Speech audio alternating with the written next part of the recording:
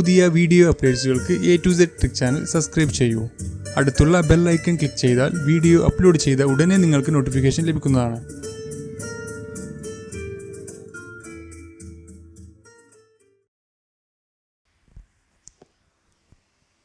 Hi friends, ഇന്നത്തെ video Malayalam ഗ്രാമറിനെ കുറിച്ചാണ്. PSCയിൽ സാധാരണയായി 10 മാർക്കിനാണ് മലയാളത്തിൽ നിന്നും ക്വസ്റ്റ്യൻ ചോദിക്കാറ്. ഇപ്പോഴത്തെ പുതിയ ന്യൂസ് അനുസരിച്ച് ഓഗസ്റ്റ് മുതൽ ഡിഗ്രി ലെവൽ എക്സാമിലും മലയാളം ഉൾപ്പെടുത്തിയിരിക്കുന്നു. അപ്പോൾ നമുക്ക് നല്ലൊരു ന്യൂസാണ്. കാരണം ചെറുതായിട്ടൊന്ന് ശ്രമിച്ചാൽ നമുക്ക് ആ 10 മാർക്ക് സ്കോർ ചെയ്യാൻ കഴിയും. കാരണം വളരെ എളുപ്പമാണ് മലയാളം ഗ്രാമർ പഠിക്കാൻ. ഒന്ന് മനസ്സിലാക്കി കഴിഞ്ഞാൽ ചെറിയ ചെറിയ ടിപ്സുകൾ വെച്ച് നമുക്ക് മലയാളം ഗ്രാമർ പെട്ടെന്ന് ക്യാച്ച് ചെയ്യാൻ കഴിയും. അപ്പോൾ നമുക്ക് ആ 10 മാർക്കും സ്കോർ ചെയ്യാൻ കഴിയും. അപ്പോൾ നമുക്ക് നോക്കാം, അക്ഷരങ്ങളെക്കുറിച്ചുള്ള പഠനമാണെന്ന്. നമുക്ക് നോക്കാം മലയാളത്തിൽ എന്തെല്ലാമാണ് അക്ഷരങ്ങളെക്കുറിച്ചെന്ന്. നമ്മൾ ആദ്യം വർണ്ണത്തെക്കുറിച്ചാണ് പഠിക്കുന്നത്. ഭാഷയിൽ ഏറ്റവും അടിസ്ഥാന ഘടകമാണ് വർണ്ണം എന്ന് പറയുന്നത്. 2 വർണ്ണങ്ങൾ ചേർന്നതാണ് ഒരു അക്ഷരം എന്ന് പറയുന്നത്. അതായത് ഇവിടെ ഉദാഹരണത്തിന് ക് ഉ കു എന്ന അക്ഷരമുണ്ടായത് 2 വർണ്ണങ്ങൾ, ക് ഉ എന്ന് പറയുന്ന 2 വർണ്ണങ്ങൾ ചേർന്നാണ് കു എന്നൊരു അക്ഷരം ഉണ്ടാവുന്നത്. അതുപോലെ എല്ലാ അക്ഷരങ്ങളും 2 വർണ്ണങ്ങൾ ചേർന്നാണ് ഉണ്ടായിരിക്കുന്നത്. അപ്പോൾ ഭാഷയിൽ ഏറ്റവും അടിസ്ഥാന ഘടകമാണ് വർണ്ണം എന്ന് പറയുന്നത്. വർണ്ണം എന്ന് പറയുന്നത് ഭാഷയുടെ ഏറ്റവും അടിസ്ഥാനമായ ഘടകമാണ്. ഇനി അക്ഷരം എന്ന് പറയുന്നത് ഭാഷയിൽ ഉച്ചരിക്കാൻ കഴിയുന്ന ഏറ്റവും ചെറിയ ശാബ്ദിക ഘടകത്തെയാണ് അക്ഷരം എന്ന് പറയുന്നത്. ഒരു അക്ഷരങ്ങൾ കൂട്ടത്തെയാണ് നമ്മൾ വാക്കെന്ന് പറയുന്നത്. അക്ഷരങ്ങൾ ഒരുപാട് ചേർന്നതാണ് വാക്ക് എന്ന് പറയുന്നത്. അപ്പോൾ ഭാഷയിൽ ഉച്ചരിക്കാൻ കഴിയുന്ന ഏറ്റവും ചെറിയ ശാബ്ദിക ഘടകത്തെയാണ് അക്ഷരങ്ങൾ എന്ന് പറയുന്നത്. അപ്പോൾ ഭാഷയിൽ ഏറ്റവും അടിസ്ഥാന ഘടകമാണ് വർണ്ണം എന്ന് പറയുന്നത്. 2 വർണ്ണങ്ങൾ കൂടിയതാണ് ഒരു അക്ഷരം. ഇപ്പം നോക്കാം, ലിപി എന്ന് പറയുന്നത് അക്ഷരത്തിൻ്റെ ആത്മാവ് ഉച്ചാരണമെങ്കിൽ അതിൻ്റെ രൂപം ലിപിയാണ്. വർണ്ണങ്ങളെയും അക്ഷരങ്ങളെയും എഴുതി കാണിക്കുന്ന രേഖാചിത്രത്തെ ലിപി എന്ന് പറയുന്നു. ലിപിയെ 2 തരമായി തരംതിരിച്ചിരിക്കുന്നു. ഒന്ന് വർണ്ണലിപി എന്നും അക്ഷരലിപി എന്നാണ്. വർണ്ണലിപിക്ക് ഉദാഹരണമാണ് ഇംഗ്ലീഷ് ഭാഷ എന്ന് പറയുന്നത്. നമുക്ക് ഉദാഹരണത്തിലൂടെ നോക്കാം. അതുപോലെ അക്ഷരലിപിക്ക് ഉദാഹരണമാണ് മലയാള ഭാഷ. ഇതിന് ഉദാഹരണമായിട്ട് നമുക്ക് നോക്കാം, ക എന്നത് അക്ഷരമാണ്. ക എന്നത് ഒരു അക്ഷരമാണ്. കെ എന്ന് പറയുന്നത്, കെ എന്ന ഇംഗ്ലീഷ് ലെറ്റർ ഒരു വർണ്ണമാണ്. അത് എങ്ങനെയാണെന്ന് വെച്ചാൽ, കല എന്ന് 2 അക്ഷരം കൊണ്ട് മലയാളത്തിൽ എഴുതുമ്പോൾ, കല എന്ന അക്ഷരം മലയാളത്തിൽ 2 അക്ഷരമാണ്. എന്നാൽ അത് ഇംഗ്ലീഷിൽ എഴുതുമ്പോൾ നിങ്ങൾ നോക്കുക, കല എന്ന് 4 വർണ്ണങ്ങളാണ്. അപ്പോൾ ക എന്നുള്ള ഒരു അക്ഷരമാണ് മലയാളത്തിൽ. പക്ഷേ ക എന്ന് ഇംഗ്ലീഷിൽ എഴുതുമ്പോൾ KA വരുന്നുണ്ട്. 2 വർണ്ണങ്ങൾ ചേർന്നാണ് ഈ ഇംഗ്ലീഷിൽ 2 വർണ്ണങ്ങൾ ചേർന്നതാണ് ഒരു അക്ഷരമായിട്ട് വരുന്നത്. അപ്പോൾ ഇവിടെ കല എന്നത് 4 വർണ്ണങ്ങൾ കൊണ്ടാണ് ഇംഗ്ലീഷ് എഴുതിയിരിക്കുന്നത്. 4 വർണ്ണങ്ങൾ കൊണ്ടാണ് കല എന്ന് എഴുതിയിരിക്കുന്നത്. അപ്പോൾ അക്ഷരലിപി എന്ന് പറയുന്നത് മലയാള ഭാഷയും വർണ്ണലിപി എന്ന് പറയുന്നത് ഇംഗ്ലീഷ് ഭാഷയുമായിട്ടാണ് ഇവിടെ ഉദാഹരണങ്ങൾ നമുക്ക് ശ്രദ്ധിച്ചാൽ കാണാൻ കഴിയും. അടുത്തത് നോക്കാം, സ്വരാക്ഷരങ്ങളെ കുറിച്ചാണ്.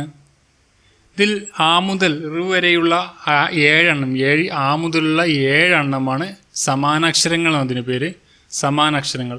അപ്പോൾ ചിലപ്പോൾ ഇങ്ങനെ ഒരു ക്വസ്റ്റ്യൻ വരും, ഈ കുറച്ച് അക്ഷരങ്ങൾ തന്നിട്ട് ഇതിൽ സമാനാക്ഷരങ്ങൾ ഏതെന്ന് ചോദിച്ചാൽ, അപ്പോൾ അതിന് വേണ്ടിയിട്ടാണ് നമ്മൾ ഈ ഒരു ക്ലാസ് അതിനാണ്. കാരണം ഇങ്ങനത്തെ ക്വസ്റ്റ്യൻ കാണാറുണ്ട്. ആ മുതൽ ഈ 7 എണ്ണമാണ് സമാനാക്ഷരങ്ങൾ എന്നറിയപ്പെടുന്നത്. ഇനി എ മുതൽ ഔ വരെയുള്ളത് ഇത്രയും ഭാഗങ്ങളാണ് സന്ധ്യാക്ഷരങ്ങൾ എന്ന് പറയുന്നത്. സന്ധ്യാക്ഷരങ്ങൾ എന്ന് പറയും സമാനാക്ഷരങ്ങളുമാണ് സ്വരാക്ഷരങ്ങളിൽ പഠിക്കാനുള്ളത്. ഇനി അടുത്ത് വ്യഞ്ജനാക്ഷരങ്ങളാണ്. ഇതിൽ ഒരുപാട് നിങ്ങൾ കുറച്ച് സമയം മെനക്കെട്ട് തന്നെ ഇത് പഠിക്കേണ്ടതുണ്ട്. കാരണം കുറച്ച് അധികം കാര്യങ്ങൾ ഇതിൽ വരുന്നുണ്ട്. അതുകൊണ്ട് ഇത് പഠിച്ചേ പറ്റൂ. ഇത് നിർബന്ധമായിട്ടും ഒരു ക്വസ്റ്റ്യൻ ഇതിൽ നിന്ന് പ്രതീക്ഷിക്കുക, ഈ ഒരു ഭാഗത്തു നിന്ന്. ഇതിപ്പോൾ വ്യഞ്ജനാക്ഷരങ്ങൾ ഇതാണ് കവർഗം. ക ക ഗ ഇങ്ങനെ പോകുന്ന കവർഗം. അതുപോലെ ചവർഗം എന്ന് പറയുന്നത് ഈ ഭാഗമാണ്. ടവർഗം എന്ന് പറയുന്നതാണ്. തവർഗം എന്ന് പറയുന്ന പവർഗം. ഇങ്ങനെ ഇനി ഈ താഴേക്ക് ഗരം, അധികരം, മൃദു, ഘോഷം, അനുനാസികം. ഇങ്ങനെ കച്ചടത്തപ്പയുടെ അനുനാസികമാണ് ങഞ്ഞണനമ. അങ്ങനെ പഠിച്ചു വെക്കുകയാണ് വേണ്ടത്. കാരണം ക എന്ന് പറയുന്നയുടെ ക എന്ന് പറയുന്ന ഇതിൻ്റെ അനുനാസികം ഏതെന്നാ ചോദിക്കുക. അപ്പോൾ ങ എന്ന് പറയാൻ നമുക്കറിയണം. അപ്പോൾ അതിന് പഠിക്കാൻ വേണം. അതുപോലെ ഗ അധികരം ചായുടെ മൃദു ഏതെന്ന് ചോദിക്കും. അതാണ് ഓപ്ഷനിൽ ഒരുപാട് അക്ഷരങ്ങൾ തന്നിട്ടുണ്ടാവും. അതിൽ നിന്നും കണ്ടുപിടിക്കേണ്ടതായിരിക്കും. അപ്പോൾ ഇത് പഠിച്ചു വെച്ചാൽ നമുക്ക് അത് ഓപ്ഷനിൽ നിന്ന് തിരഞ്ഞെടുക്കാൻ കഴിയുകയുള്ളൂ. അതുപോലെ ഇനി ഉച്ചാരണ സ്ഥാനമുണ്ട്. അത് കാണ്ഡ്യം, താവല്യം, മൂർധന്യം, ദാന്ത്യം, ഓഷ്ട്യം എന്നിങ്ങനെ തന്നെയുണ്ട്. കാണ്ഡ്യം എന്ന് പറഞ്ഞാൽ തൊണ്ട ഉപയോഗിച്ചാണ് ഉച്ചരിക്കുന്നത്. കാണ്ഡ്യം എന്ന് പറഞ്ഞാൽ തൊണ്ട ഉപയോഗിച്ചാണ് ഉച്ചരിക്കുന്നത്. ഉദാഹരണം ആ, കവർഗം ഒക്കെയാണ് ഇതിന് ഉദാഹരണം കാണ്ഡ്യത്തിന്. ഇനി താവല്യം എന്ന് പറഞ്ഞാൽ അണ്ണാക്കിൽ വെച്ച് നിശ്വാസവായു തടസ്സപ്പെട്ട് ഉച്ചരിക്കുന്നവ താവല്യം.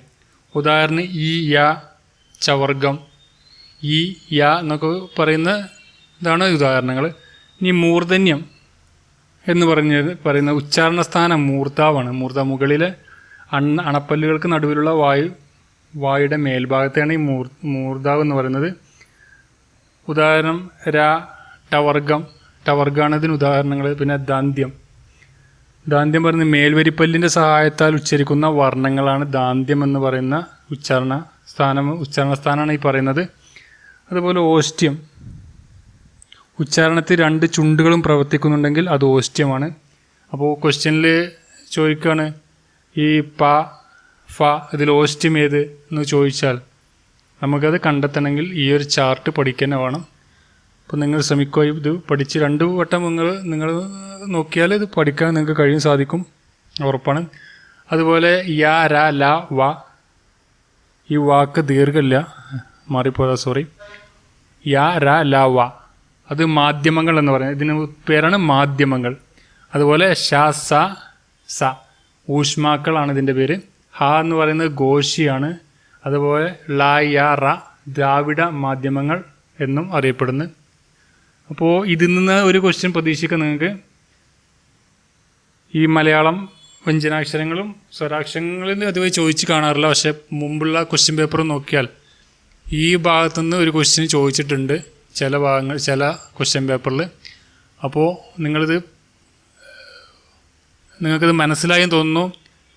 അപ്പോൾ നിങ്ങളുടെ കമൻ്റ് അറിയിക്കുക. അതുപോലെ നിങ്ങൾ സബ്സ്ക്രൈബ് ചെയ്തില്ലെങ്കിൽ തുടർന്നുള്ള വീഡിയോകൾ ഇനി ഒരുപാട് അപ്ലോഡ് ചെയ്യുന്നുണ്ട്. അതെല്ലാം നിങ്ങൾക്ക് ഡെയിലി ലഭിക്കാൻ നിങ്ങൾ സബ്സ്ക്രൈബ് ചെയ്യുക.